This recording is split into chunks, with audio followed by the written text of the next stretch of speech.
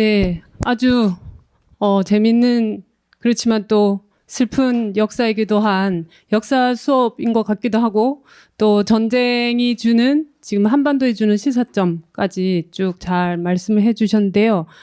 이제 박사님의 어떤 발제에 기반해서 뭔가 얘기를 좀 나눠도 좋을 것 같고, 아니면 저희가 이제 몇 가지 질문을 사전에 조금 준비를 해봤는데, 제가 그 질문에 대해서 여기 같이 계시는 세 분이 같이 서로 답하고, 또 그 질문에 대해서 서로 좀 추가 질문을 하는 방식으로 해서 이야기를 계속 진행해 보도록 하겠습니다. 예, 먼저 시작하기 전에 제가 아까 앞에 짧게 소개를 시켜드렸지만, 각자 먼저 자기 소개를 한번 해주시고 시작하도록 하겠습니다. 박사님은 워낙에 잘 아시니까 저 한번 박사님은 통과하고요. 그 다음에 김유리 선생님부터 자기 소개로 먼저 시작하겠습니다. 네, 안녕하세요. 저 벨라루스에서 온 김유리라고 합니다. 저 또 이제 일부 가족은 이제 소련 시대 동포 이렇게 카레이스키 고려인에서 출신 있고 또 이제 외가 쪽은 이제 벨라루스 어머니한테 이제 태어났습니다. 그래서 이제 한국에 와서 또 한쪽에 이제 보리를 발견하러 왔고 또 이제 벨라루스의 상황에 아주 관심 있고 이제 항상 뉴스를 우크라이나도 포함해서 많이 보고 있습니다. 오늘 행사에도 이렇게 참석할 수 있게 해주셔서 감사합니다. 저희가 감사합니다. 그 김유리 선생님은 예전에 모 프로그램에도 출연하신 걸로 알고 있는데요. 한국에 오신 지는 얼마나 되셨나요? 저 거의 10년 돼 가는데요. 이제 옛날에 이제 오락 프로그램에 좀 출연을 해봤어요. 재밌게. 한국 좋아하시나요? 예, 한국도 이제 살수록 이제 여러 가지를 배우게 되고 배울 것이 끝이 없습니다. 그리고 이제 벨라루스 이게 나라로서 저 이제 민족으로서 배울 만한 것들이 많이 있습니다. 경제적으로도 문화적으로도 일하는 문화 포함해서 여러 가지가 있습니다. 앞으로도 계속 한국에서 쭉 생활하실 계획이신가요?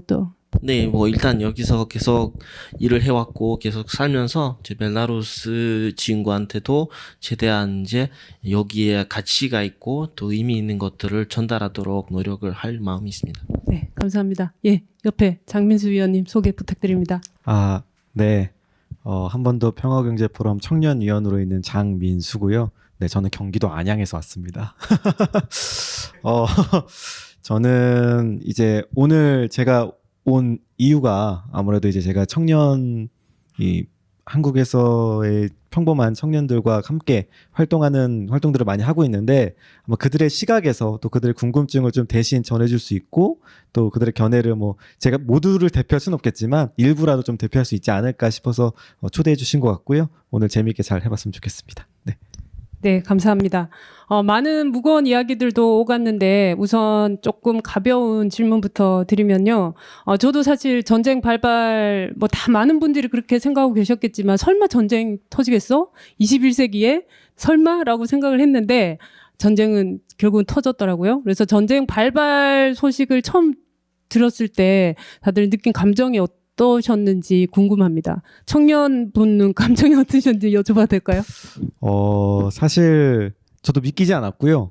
진짜 보통 이게 군부를 떼는 경우가 굉장히 많잖아요. 특히 우리나라도 보면은 항상 이제 북한이 서울을 불바다로 만들겠다는 둥 어쩌고 저쩌고 맨날 그렇게 하니까 러시아가 저렇게 하는 것도 또 그냥 뻥카일 가능성도 있겠다. 이런 물론 아까 말씀해 주셨듯이 이제 크고 작은 이제 소란도 있었고 내전이라고 표현할 만한 그런 것들도 있었지만 설마 이렇게 진짜 미사일이 떨어지고 파괴되고 이런 거는 21세기에는 2022년에는 이게 없을 줄 알았는데 그게 딱 펼쳐지고 또 이게 금방 끝나는 것이 아니라 지금 몇 달간 지속되는 것을 보면서 상당히 이게 진짜 우리 아예 먼 이야기가 아니고 현재도 진행될 수도 있고 또 아직 휴전 상태인 우리나라에도 이게 될 수도 있는 이야기구나라는 생각이 좀 들었습니다.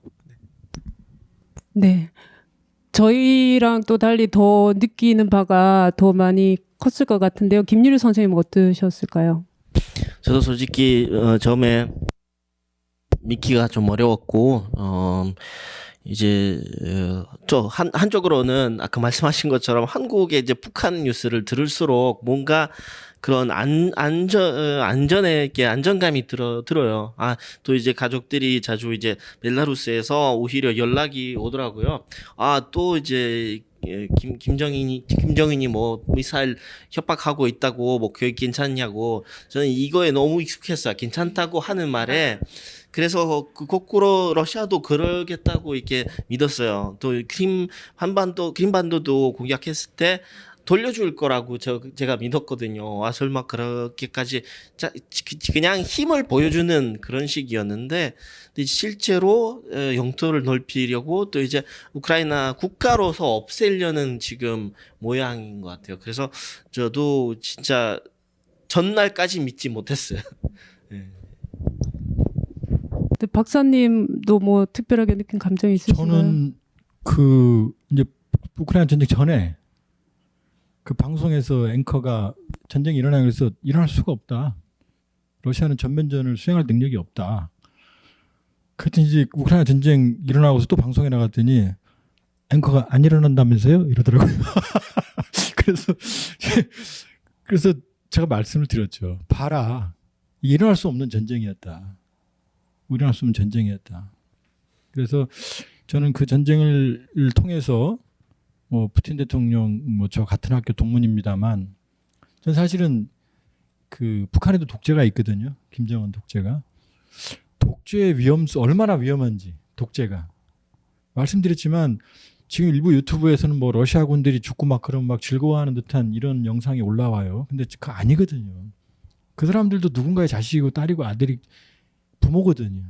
물론 우크라이나에서 그 평화로운 사람들이 학살당하는 건 그건 말할 필요도 없고요. 저는 독재자 한 사람의 판단이 이런 비극을 러시아의 비극, 우크라이나의 비극, 또 전 세계의 비극이에요.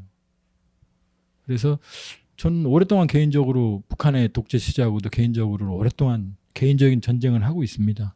그래서 이번에 더 확신을 가지는 게 우리가 독재, 가장 큰 적은 독재라는 독버섯을 없애야 된다는 생각이고요. 또 하나는 푸틴의 독버섯은 아까도 봤지만 러시아의 상실감을 기대로 자라고 있거든요. 그러니까 푸틴 하나가 아니에요. 그 밑에 독버섯이 자란 토양이 있거든요. 그 토양이 안 변하면 독버섯은 계속 자라거든요. 그래서 독재가 없어져야 되고 그 독재를 없애기 위해서는 우리 뭐 김유리 선생님 옆에 계시니까 말씀이 좀 어려우시겠지만 벨라루시도 독재예요. 아주 상당한 독재입니다. 푸틴 둘째가라 하면 독재거든요. 또 그 CIS권에도 많은 독재체가 있어요. 탄탄탄하는 나라들에도. 북한 포함해서 또 많이 있죠. 중국도 권위주의죠. 그래서 저는 말이 좀 길어졌습니다만 이번 우크라이나 사태 푸틴의 침공을 보면서 독재의 해악성 모두가 독재 요소를 더 줄이는 모든 전 세계적 노력이 필요하다 이런 생각을 하고 있습니다. 네, 지금 이제 뭐 뉴스도 그렇고 아까 뭐 유튜브를 통해서도 많은 사람들이 전쟁 기사나 또 영상 이런 것들을 접하고 계실 텐데요. 여기 지금 계시는 분들도 그런 기사나 영상 중에서 가장 기억에 남는 기사나 장면이 있으시다면 그게 또 이렇게 이야기를 함으로써 우리가 또 전쟁에 대한 참상들 이런 부분에 대해서도 같이 또 고민해 볼 수 있는 그런 의미가 있을 것 같아서요. 그 부분 한번 같이 얘기를 해봤으면 좋겠습니다. 저는 보니까 뭐 여러 가지 기사들을 봤을 때 다 슬픈 기사고 다 가슴 아프긴 했는데 아무래도 또 자식을 키우는 엄마이기도 하고 또 전혀 무장력이 전혀 없는 그런 여성이기도 하고 뭐 여러 가지 물론 전쟁의 성별이나 나이가 어디 있겠습니까마는 그런 기사들을 볼 때마다 되게 이건 정말 아닌데라는 생각이 들더라고요. 저 두 분도 그렇고 박사님도 혹시 어떤 게 가장 기억에 남으신지 말씀 부탁드립니다. 물론 뭐 매일마다 이제 우크라이나 관련 뉴스나 이제 기사들이 쏟아지는데 사실 뭐 저야 뭐 외교적으로 좀 관심 있게 보긴 합니다만 좀 주위 친구들이 그나마 이 전쟁에 대해서 이거 진짜 심각하구나 혹은 진짜 이거 하는구나라고 좀 인식하게 된 거는 아마 좀 이근 대위가 이제 우크라이나로 갔잖아요. 이게 뭐 진짜냐 아니냐, 뭐 진짜 갔는데 살아 있냐 아니냐, 약간 이런 걸로 이게 물론 이근대가 이제 가기 전에 남긴 메시지도 있고, 뭐 가고 나서 이제 다른 분을 통해서 낸 메시지도 있지만, 이 부분에 있어서 우리가 진짜 관심을 가져야 되는 상황이고, 그냥 외면하고 있으면 안 된다. 물론 그렇게 뭐 이렇게 법을 어기고 가는 건 잘못됐지만, 저희가 이 우리나라에서 할 수 있는 관심의 정도는 좀 더 높여야 되지 않을까라는 좀 그렇게 좀 계기는 좀 준 거 아닌가 싶어서 그게 좀 기억에 남았습니다. 네. 혹시 김유리 선생님 특별히 기억에 남는 거 있으신가요? 저도 이근 씨의 스토리가 매우 이제 반가웠고, 이게 법적으로 처벌을 안 했으면 좋겠어요, 개인적으로. 근데 이제 슬픈 그 언론 보도 중에 그 처음에 이렇게 TV에서 그 CNN에서 나온 장면이 있었는데, 그 어떤 길거리에서 포탄이 떨어뜨리면서 어떤 이제 숨었던 군인들이 이제 의사를 부르는 장면이었는데, 보니까 누가 맞았다는 건데, 며칠 지나고 나서 이게 또 다른 방송국에서 나온 얘기는 이제 그 가족의 남편이 이제 인터뷰를 주는 건데, 그 아저씨 말로는 이제 자기 와이프랑 딸, 아들이 그 길거리에 이제 이렇게 어디 버스 타러 가고 있었는데, 한 번에 그때 그 탄에, 제가 봤던 탄에 맞고 한 번에 다 돌아가셨고, 이게 혼자서만 남은 그런 사람이 돼버려가지고, 이게 상상해 보니까 진짜 상상하기 어려운 상황이거든요. 혼자서 남으면 진짜 뭐 더 이상 살 의미가 없어지는 그런 사람들이 지금 계속 그 뒤에도 그런 비슷한 상황들이 많이 나오고 있었어요. 이게 잠깐 장 보러 갔는데 돌아오니까 이제 집이 없더라고요. 이런 상황들이 제일 와닿더라고요. 네, 정말 상상하기 힘든 그런 아픔들을 겪고 계실 거라 생각됩니다. 혹시 박사님 더 첨언하실 거 있으신가요? 저는 조금 다른 말씀을 드리고 싶은데요. 전 디지털 1984, 1984년에 공포를 느끼고 있어요. 그 뭐냐면 모스크바 친구하고 연락을 해보면 모스크바는 완전히 다른 세계에 살고 있어요. 뭐냐면 처음에는 마스크비치라고 그러거든요. 모스크바 사람들. 마스크비치들이 에이 이거 전쟁이 일어나겠어? 왜 전쟁을 해 도대체 우크라이나한테, 이렇게 얘기했는데 점점 푸틴의 마법에 빠지고 있어요. 젤렌스키와 우크라이나인들을 악마화하고, 우리가 그동안 먹여 살려줬는데 나토의 개가 됐어? 뭐 이런 식으로요. 푸틴은 외로운 늑대. 푸틴이 연설하면 같이 눈물 글썽이고 막 자원 입대하겠다 이런 식으로. 자, 반면에 왜냐? 그 사람들은 전쟁이라는 말을 쓰면 잡혀가요. 법으로. 그 다음에 지금 우크라이나를 악마화하는 보도만 보고 있어요. 서방과 미국을 욕하는 것만 보고 있어요. 거꾸로. 자, 우리가 모스크바 순양함이 침몰했다. 우크라이나 탱크 몇 대가 까모프 헬기가 추락했다. 이건 아는데 우크라이나 병사 몇 명이 죽었다. 우크라이나 피해, 이건 안 나와요. 그러니까 이게 새로운 하이브드 리전. 그러니까 우크라이나의 완벽하게 우호적인 여론을 미국이 주도하고 있고 전 세계가. 푸틴은 완벽하게 자기 국민들을 우민화시키고 있고. 그러니까 이건 공포예요. 그러니까 아무도 지금, 제가 오늘 긴 시간 동안 저걸 보여드린 이유가 뭐냐면 푸틴의 러시아의 잘못에도 불구하고 이 전쟁에 깊은 뿌리가 있거든요. 근데 아마 많은 분들은 이런 걸 지금까지 접해보지 못했을 거예요. 심지어 김유리 선생님도 아마 이 고민은 안 해봤을 거예요. 심지어.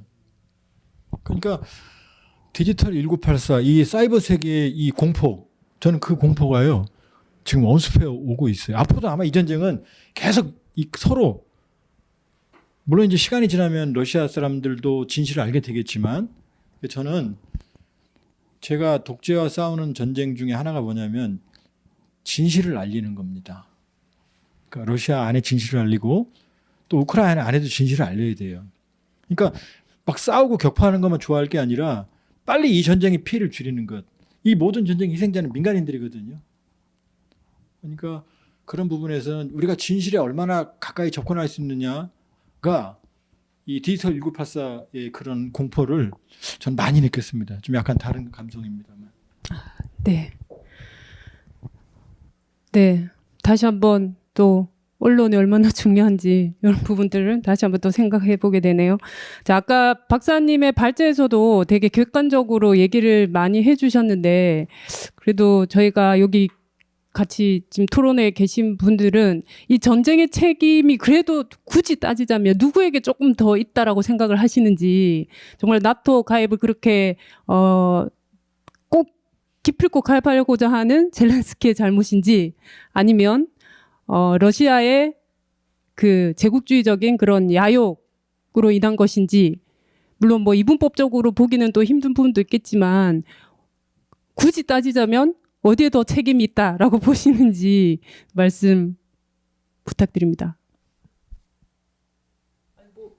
다 안 하셔도 되고요. 꼭 하시고 싶은 분 있으시면 말씀하시면 될 것 같아요. 저는 이제 박사님 말씀에 일부 좀 동의하는 부분이, 저희가 처음에 이 우크라이나 사태가 터졌었을 때 대선을 하고 있었을 때잖아요.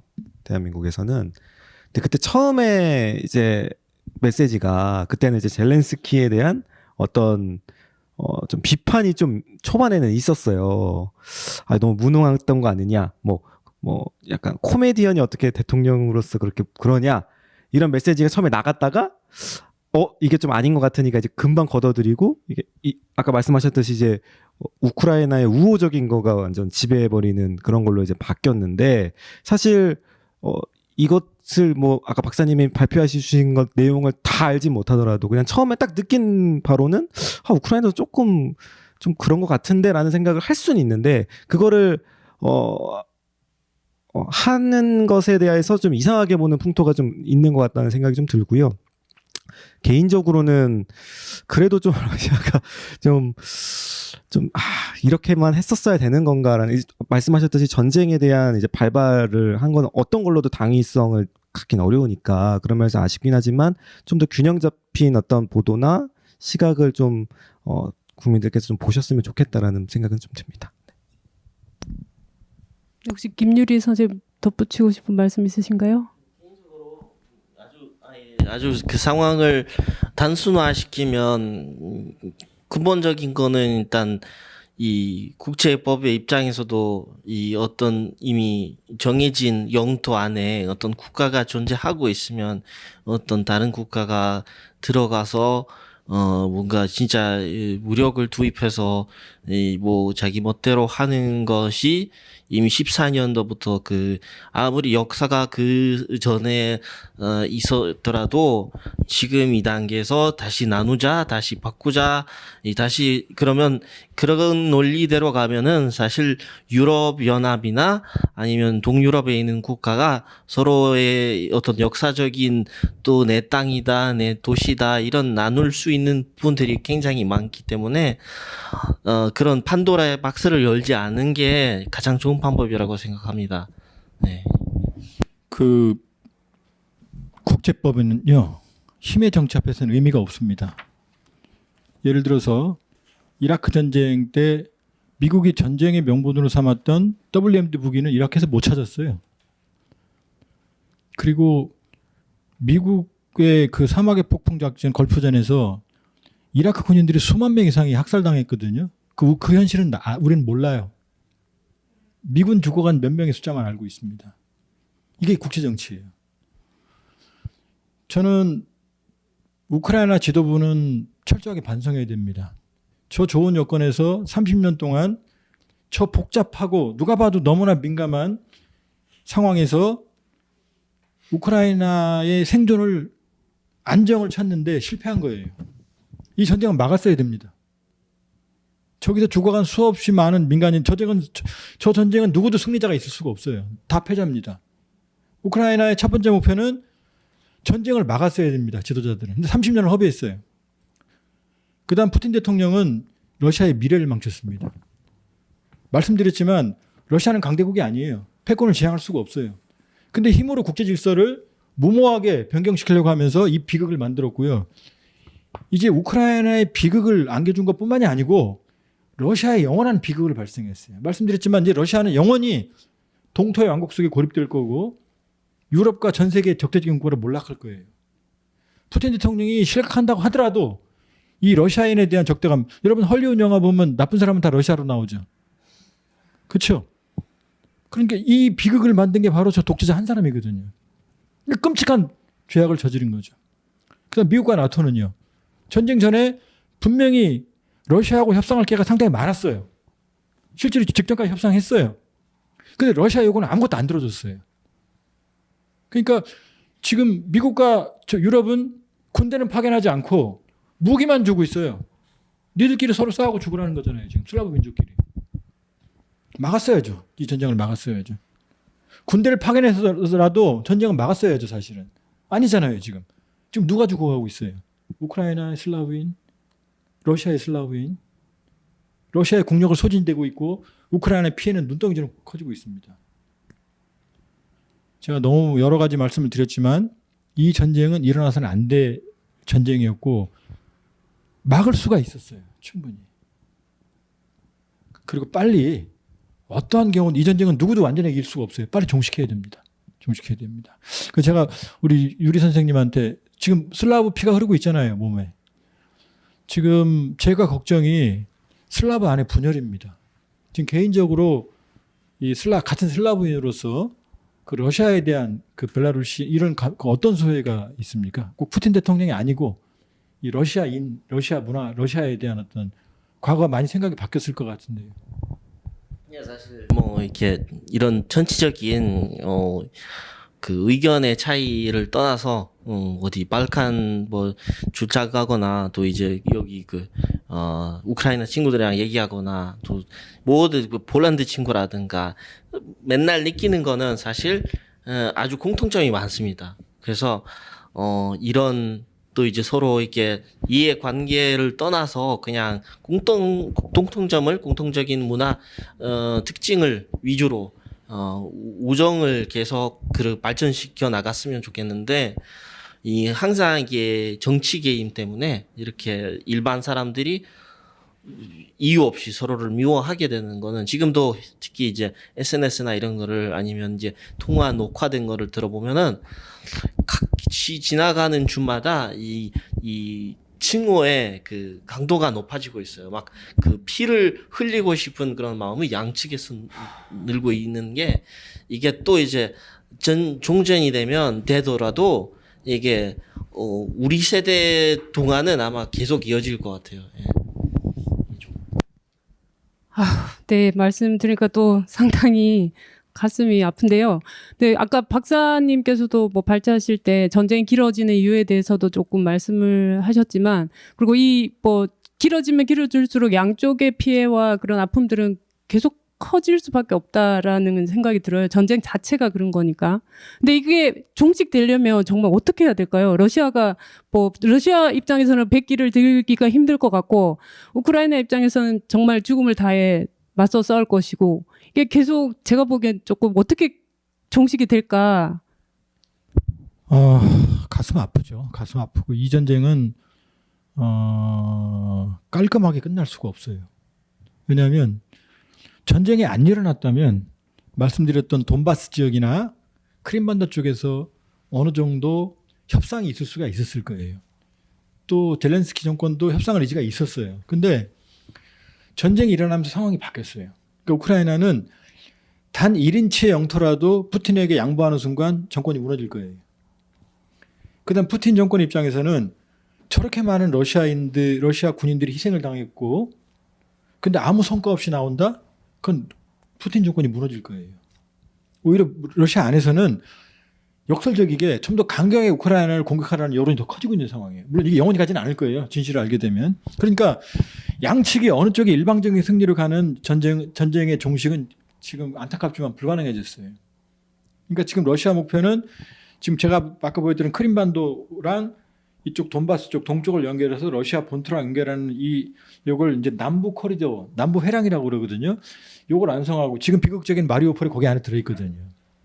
원래 오데사까지 연결하려고 그랬는데 오데사는 이제 뭐 넘보지도 못할 지역이 돼버렸고 이걸 완성하면 휴전할 거예요. 근데 우크라이나 입장에서는 이 지금 공세가 지금 서방의 지원이 무한정 들어오는데 지금 미국이 330억 달러 40조 원이 넘는 군비 지원을 하겠다고 그랬는데 지금 이걸 그냥 받아들이겠냐고. 벌써 이 남부 벨트를 잇는 헤르손에서는 지금 러시아가 밀리고 있거든요. 그러니까 우크라이나는 반드시 남부 벨트에 구멍을 뚫으려고 할 거예요. 구멍을 뚫고 나서 협상을 하려고 그러겠죠. 그러니까 이 전쟁은 자 마키아벨리가 그런 말을 했어요. 전쟁은 누구나 시작할 수 있다. 근데 끝낼 때는 빌어야 된다. 그러니까 제가 보기에는 아마 불완전한 휴전, 불완전의 비극적인 불완전의 휴전의 가능성이 상당히 높고요. 그렇기 때문에 이 전쟁은 평화협정과 같은 전쟁의 종식은 어려울 거예요. 한반도도 지금 평화협정 없이 정전협정이죠. 아마 그걸로 가는 비극의 시작일 가능성이 높고요. 그러나 그렇다 하더라도 빨리 휴전해야 된다.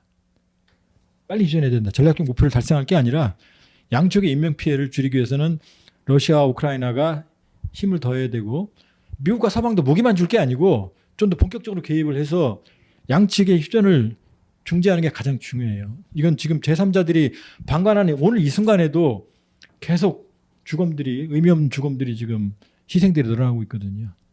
그게 지금 제가 드릴 수 있는 안타까운 답변입니다. 네, 종전은 어려울 수도 있고 종전이 되더라도 그것이 깔끔하게 이제 정리가 아주 명확하게 정리가 되지 않고 몇 세대를 거쳐서 계속 그 아픔들이 이어질 수 있을 것 같아서 더 가슴이 아픈데요. 혹시 젤렌스키나 푸틴에게 뭔가 하고 싶은 이야기가 있다면 제발 좀 어떻게 좀 잘해봐 뭐 이런 얘기 하고 싶은 게 있다면 없으신가요? 진짜 어렵네요. 이게 뭐 저도 저지만 이제 저희가 이제 한국도 이제 대통령이 새로 바뀌었고 이 전쟁 국면, 국제 관계 국면에서 대한민국이 할 수 있는 또 포지션이 또 있을 것 같아요. 물론 제한적이겠지만.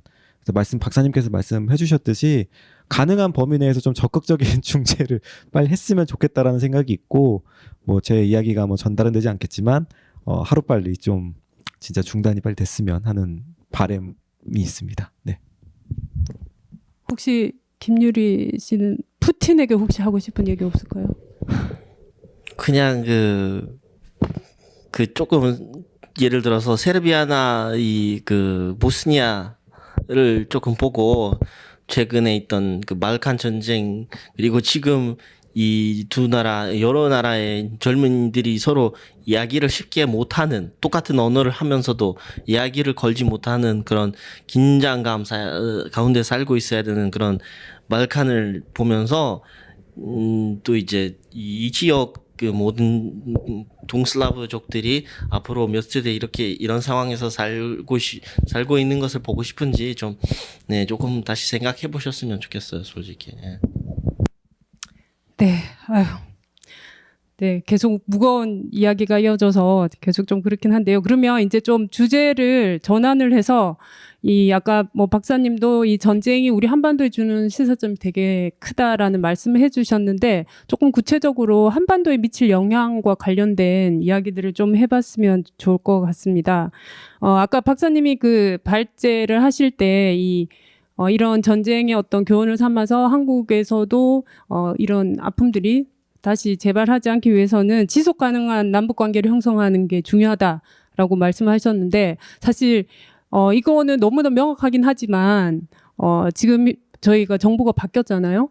그리고 흔히 얘기하는 것처럼 북한에 대해서 그렇게 다들 아시겠지만 좋은 시각을 가지고 있지 않은 정부이기 때문에 지금 말씀하셨던 지속 가능한 남북 관계의 형성이 가능할까라는 좀 비판적인 생각이 들기도 하고 비관적인 생각이 들기도 하는데 이런 상황에서 정말 우리는 한반도는 어떤 방향성을 찾아야 될지 그리고 지금 새로 이제 출범할 정부에서는 어떤 정책을 가지고 남북 관계를 형성해 나가야 될지에 대해서 좀 박사님의 전문적인 의견을 덧붙이시는 것도 좋을 것 같고요. 그리고 청년의 입장에서 혹은 또 어떻게 보면 대한민국을 어떻게 보면 조금 한 발 떨어져서 보시는 입장에서 얘기를 해주시면 좋을 것 같아요. 저는 이제 좀 궁금한 게 우리 김 님한테 좀 궁금한 게 한국에 이제 10년 정도 있으셨다고 하셨잖아요. 근데 10년 전에 저희가 이제 박근혜 정부 시절이었고 그때는 지금 정부와 마찬가지로 좀 북한에 대한 어떤 분위기가 좀 냉랭했던 시절이고 이제 2017년에 문재인 정부가 들어오면서 어떤 평화 국면으로 이제 좀 전환을 시키려는 노력이 있었던 시기를 둘 다 겪어 보셨는데 혹시 그때 느꼈던 어떤 심정이 어떠셨었는지 궁금합니다. 저는 개인적으로 물론 여기 뭐 투표권도 없고 그런 사람으로서 살면서 뭔가 많이 참여를 못하지만 그냥 개인적인 생각으로서 아무래도 그 손을 먼저 내미는 게 항상 더 중요하고 그래서 아무리 이제 문 대통령의 정권에 있던 여러 가지 문제가 있었다고 들었지만 이제 주변 이제 한국 사람들한테 이제 그렇지만 그 부분에 있어서는 조금 더 적극적으로 나서서 조금 더 손을 내밀고 이렇게 뭔가 노력하는 것이 제가 봤을 때 미래로 나가면서 이제 뭔가 조금 더 북쪽에서 더 좋은 성과를 얻을 수 있는 방법이라고 생각하는데 특히 이제 그 90년대 초반에 또 이제 그 햇살의 뭐 정책이라고 해야 되나 그 햇볕 그 시대에 대해서도 그 벨라루스에도 이게 한국 얘기가 나오면 많이 알고 있고 그거에 대해서 이제 참 좋은 정책이라고 많이들 평가하고 있는데 뭐 이렇게 개성공단이나 이런 부분들이 많이 이렇게 중단된 것들이 너무 아쉽고 뭐 금강산이라든가 그쪽에도 그 여행 못 가는 그런 부분도 아무래도 주관적인 의견이지만 경제적인 협력을 통해서 정치적인 문제까지 해결할 수 있지 않을까 싶습니다. 네, 저희 한반도 평화경제 포럼이 그런 것을 목적을 두고 이렇게 열심히 활동을 하고 있습니다. 네, 감사합니다. 혹시 또 아까 제가 질문 드린 거에 네. 대해서 저는 좀 그런 시각이 좀 많은 것 같아요. 청년들을 만나서 이야기를 해보면 저보다 조금 나이가 있으신 한 뭐 40대, 50대 정도 분들은 이제 말씀하셨던 대로 이제 김대중 대통령이 펼쳤던 어떤 햇볕 정책 그리고 그거를 계승했던 노무현 대통령의 이제 정책들을 이제 기억하고 있고 또 일부는 금강산도 갔다 오고 또 일부는 개성공단과의 어떤 여러 가지 이제 직간접적인 영향을 이제 받은 분들도 계시고 하니까 이게 손에 잡히고 눈에 보이는 것들에 대해서 이거 하니까 좋구나. 그리고 이렇게 되니까 실제 거기가 뭐 아까 말씀하셨던 뭐 악마화가 됐던 그런 곳이 아니라 실제 우리와 같은 말을 쓰고 생각보다 일치된 것도 많고 그리고 이게 경제적으로도 우리가 충분히 의미가 있겠다라는 생각을 하는데 지금의 이제 특히 20대를 중심으로 보면 그때의 기억은 사실 거의 없고 계속 우리가 뭔가 손해를 보고 있고 그리고 거기는 계속 이제 목리를 부리고 있는 그런 집단으로 인식을 하는 경우가 굉장히 많고 또 자체적인 내수 경제도 이제 여의치 않다 보니까 그런 것들이 계속 거리가 계속 멀어지는 것 같아요. 뭐 정권이 넘어가게 된 계기가 뭐 많은 계기가 있겠지만 그런 것들도 이제 있거든요. 그러니까 우선순위 측면에서 과연 이 평화 체제 그리고 북한과의 어떤 관계 개선을 위한 에너지를 들이는 것이 현재 대한민국을 더 좋게 함에 있어서 우선순위를 꼭 둬야 하는지에 대한 의문을 해소를 못 시켜준 것 같아요. 아쉽게도 문재인 정권 안에서는. 그래서 이제 그런 면들이 좀 아쉽게 이제 끊기게 될 것 같은데 그럼에도 불구하고 이런 전쟁이라는 또 타산지석이란 말을 여기서 써야 되는지 잘 모르겠지만 제3의 국가 입장에서 그런 것들을 봤었을 때 그런 것들이 벌어지는 것들을 우리가 눈으로 보고 있는 상황에서 단순히 그냥 뭐 보수 정권이다 뭐 진보 정권이다를 넘어서 그거를 초월한 생각을 좀 해야 되지 않을까라는 게 이제 한 명의 청년으로서 좀 필요한 생각이라고 생각을 하고요. 그런 것들도 좀 주위에 많이 말을 하도록 하겠습니다. 네. 네. 건전한 청년의 생각을 듣게 된 것 같아서 네. 네, 박사님은 혹시 수도권에 2,500만이 살고 있거든요.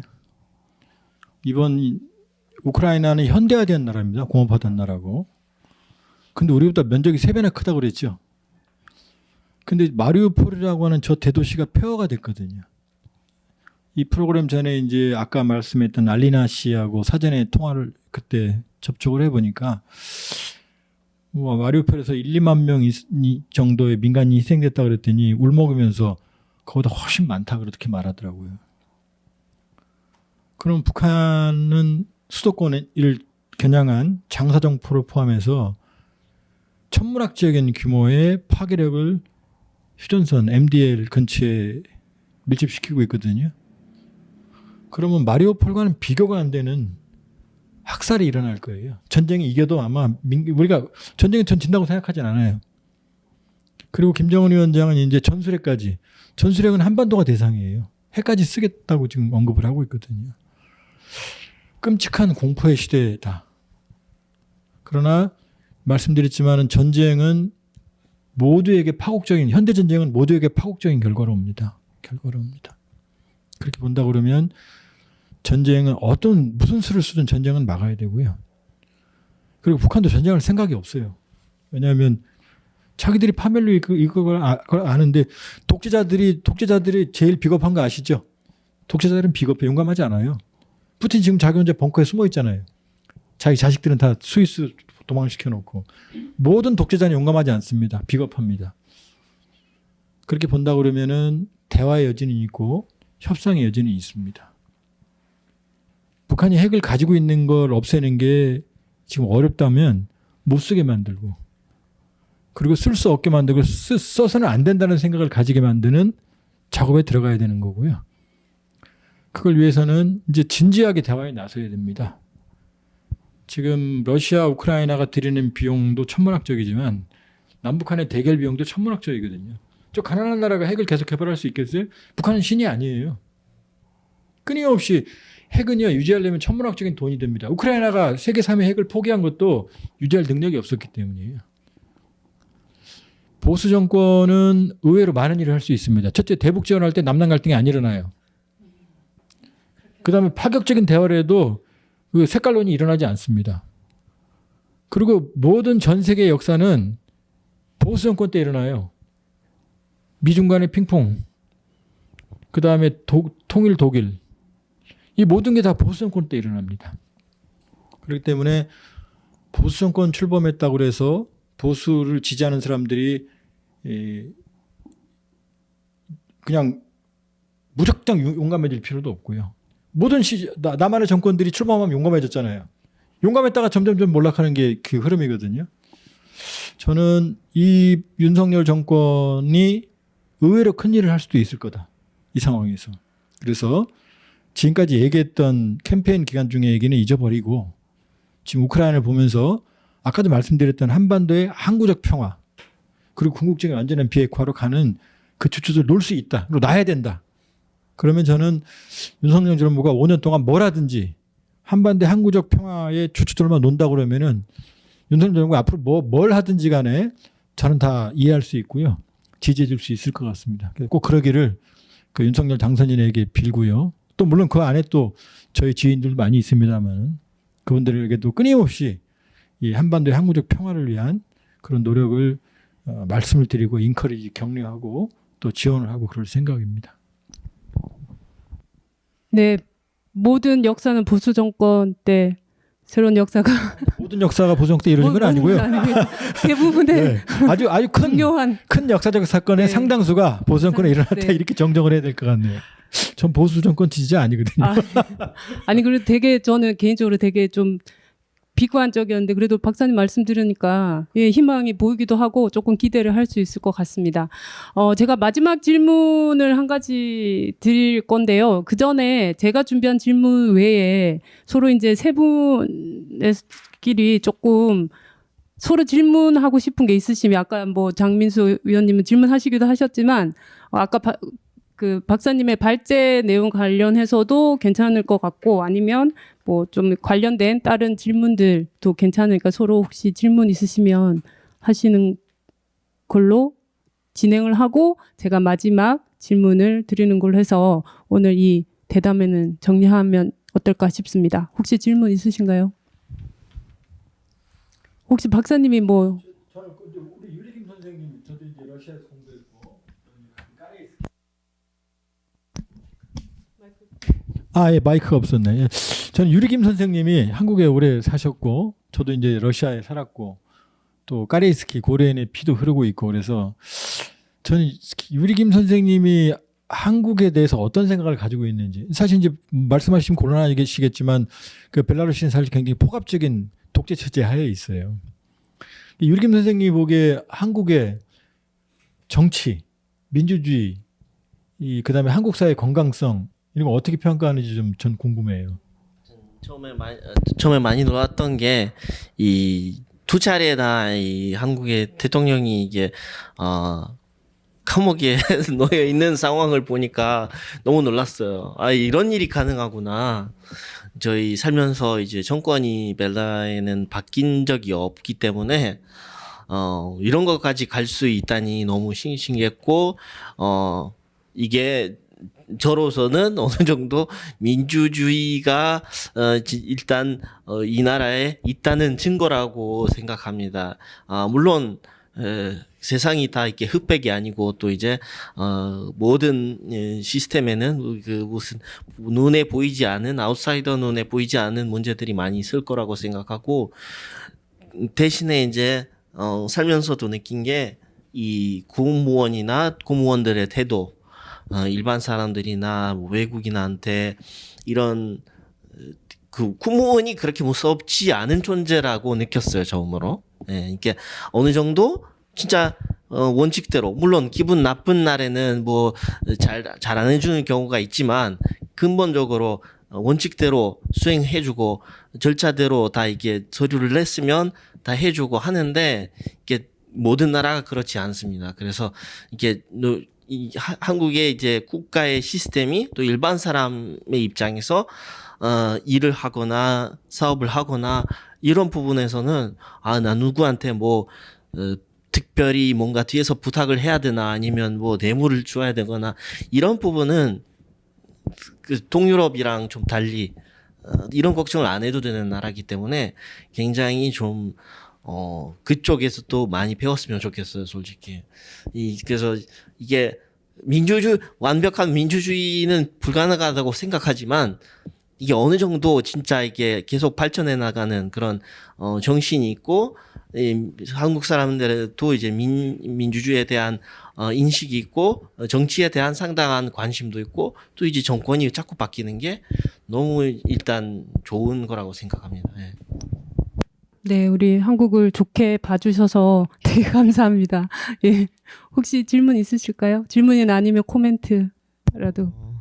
일단 이제 저희 한국에서 살면 되게 아까 뭐 역동적이라고 표현을 해주셨는데 이게 바뀔 때마다 가슴이 철렁철렁 내려앉거든요, 사실. 근데 이게 또 길게 보면 또 이게 또 건강함이고 또 견제인 것 같은 생각도 들고 또 다른 시각에서는 그렇게 또 봐주시니까 되게 좋은 것 같고요. 저는 이제 개인적으로는 특히 북한에 대한 시각이 그냥 저도 제 개인적으로도 계속 바뀌는 것 같아요.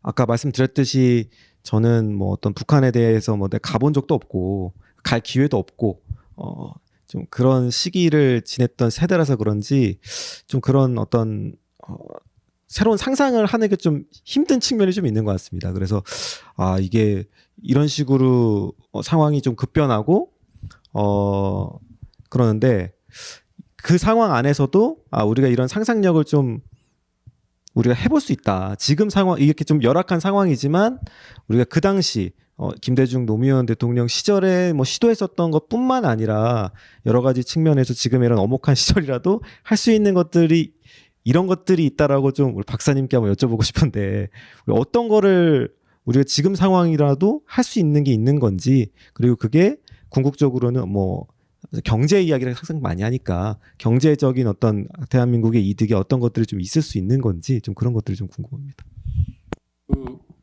이제 우리 거의 끝나가죠. 예. 그 우크라이나는 전 우크라이나에서 희망을 봅니다. 왜냐하면요, 우리하고 비슷해요. 자, 우리 김유리 선생님도 있지만 러시아, 벨라루시, 그다음에 탄탄탄한 중앙아시아 그 어디에서도 두 번의 시민혁명은 일어나지 않았어요. 오렌지 혁명 성공했거든요. 정권이 바뀌었어요. 자, 유로마이단 정권 바뀌었어요.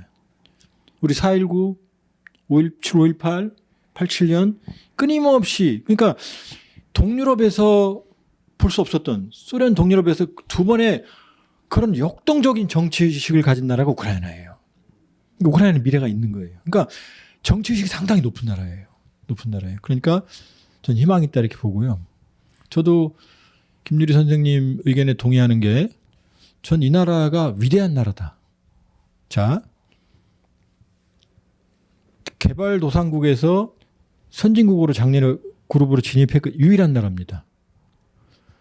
그다음 정치의식이 아주 높은 나라예요. 이번에 선거 보세요. 0.7%잖아요. 차이가. 그죠? 그 뭘 의미하는지 아세요? 견제예요. 문재인 정권에 실망했지만 그렇다고 새로 출범하는 정권에게도 경고한 거예요. 우리 그냥 무조건 지원하는 거 아니야? 두고 보겠어 이거거든요. 거기다가 자 보세요. 한류 전에는 우리가 그래미를 생각이나 했어요? 김연아가 스케이트 한국 사람 다리 짧아서 스케이트 못한다고 그랬거든요. 문화, 체육, 반도체는 세계 국방력 6위, 경제력 10위예요. 그죠? 그렇게 보면 저는 이 나라는 세계사에서 굉장히 위대하다. 그 다음 코로나19 공동체 합리성, 유럽은 개인적 합리성이거든요. 유럽이 주도했던 근대화가 그동안 성공을 고가했지만 우크라이나 사태를 포함해서 코로나를 포함해서 그다음에 기후변화를 포함해서 개인적 발전이라는 게 추구하는 총체적 위기는 사실 다 대부분 개인주의 합리성을 유럽의 근대, 서구의 근대가 책임이 있거든요. 근데 아시아는 공동체 근대성이고 그 공동체 합리성의 성공 모델이 바로 코로나거든요. 착한 시민들, 공동체를 우선하는 우리를 우선하는 저쪽은 나인데 우리를 우선하는 문화가 있거든요. 배려하는 문화가 있거든요. 그러니까 저는 이 나라 미래를 좋게 봅니다. 아주 좋게 보고요. 그리고 이 끊임없는 역동성에 대해서 희망을 가지거든요. 말씀하셨잖아요. 유리김 선생님이. 2명의 대통령이 깜빵에 가고 촛불혁명, 핏방울 하나 떨어지지 않는 혁명은요. 꿈도 못 꿔요. 유럽에서는. 저기는 조금만 해도 막 약탈하고 시위하고 돌 던지고 그러잖아요. 불나고 그러잖아요. 유럽도 마찬가지예요. 희망이 있다. 그래서 이 한국의 저력을 이제 한반도의 평화로 남북한의 평화로 이어갈 수 있고 북한도 원하고 있어요. 원하고 있습니다. 그리고 말씀드렸지만 보수 정권은 이념 논쟁에서 상당히 자유로워요. 퍼져도 보수 정권한테 퍼준다고 누가 뭐라고 하겠어요? 그죠? 단 한 번도 퍼준 적 없어요. 이번엔 진짜로 퍼졌다는 게 진짜. 그러면 동서독 말이 좀 길어집니다만 이제 끝내겠습니다. 동서독 통일의 원천은 바로 서독을 동독이 믿었기 때문이에요.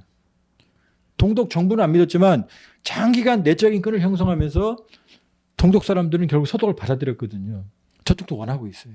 끝없이 저분들이 원하는 그 사람들 눈물을 닦아주고 아픈 상처를 위로해주면 결국은 문화나 정치는 높은 곳에서 아래로 흐르는 물이에요. 모기가 아니에요. 모기장으로 못 막아요. 물을 어떻게 막습니까? 그 긴 장정을 시작할 수 있고 이제 해야 됩니다. 완전한 비핵화만 떨다가 어느 세월 지금 북한이 핵을 놓겠어요 당장? 우크라이나 보고 다 그런데 방법을 우회해야 된다. 북한의 눈물을 닦아주고 북한 인민들, 북한 사람들의 주민들의 마음을 잡는 긴 장정을 지금까지 해왔지만 이제 보수 정권이 스마트한 보수 정권, 현명한 보수가 돼서 이 긴 장정을 하면 저는 충분히 한반도 문제는 한 번에 해결은 안 되겠지만 긴 여정은 해결할 수 있다. 그렇게 믿습니다. 제가 우크라이나 사태에서 보는 다른 한반도의 감회입니다. 네, 저희가 예상했던 시간보다 지금 많이 시간이 흘렸는데요. 그럼 마지막으로 이게 뭐 마무리 발언이다라고 생각하셔도 좋을 것 같고요. 일각에서는 지금 전쟁이 계속 좀 길어지면서 잘못하면 이러다 3차 대전이 생길 수도 있다, 발발할 수도 있다, 뭐 이런 얘기까지 오고 가고 있는 상황인데 그렇지만 여기 계신 분들과 모든 사람들이 다 동의를 하는 게 절대 3차 대전 안 되고 전쟁은 악이다라는 거를 다 알고 계실 것 같아요. 네, 그럼에도 불구하고 우리가 다시 반전과 평화에 대한 어떤 마음을 다시 더 다지는 그런 의미에서 평화의 메시지라고나 할까요? 그런 메시지도 좋겠고 그다음에 오늘 이 시간을 함께한 소감도 좋을 것 같은데요. 한마디씩 하시고 정리하도록 하겠습니다. 오늘 이 행사에 참여하기 앞서서 뭐 개인적으로 이렇게 뭐 찾아보고 이제 생각을 좀 해본 시간이었는데요. 또 오늘 이제 박사님의 발제를 들으면서도 몰랐던 것도 많이 알게 되고 하면서 생각이 계속 변화하고 진화하는 것 같아요. 근데 아무리 그래도 이제 불변하지 않는 거는 역시 전쟁은 절대 안 되는 거고, 그리고 거기서 승자는 아무도 없다는 거에는 굉장히 동의를 하고요.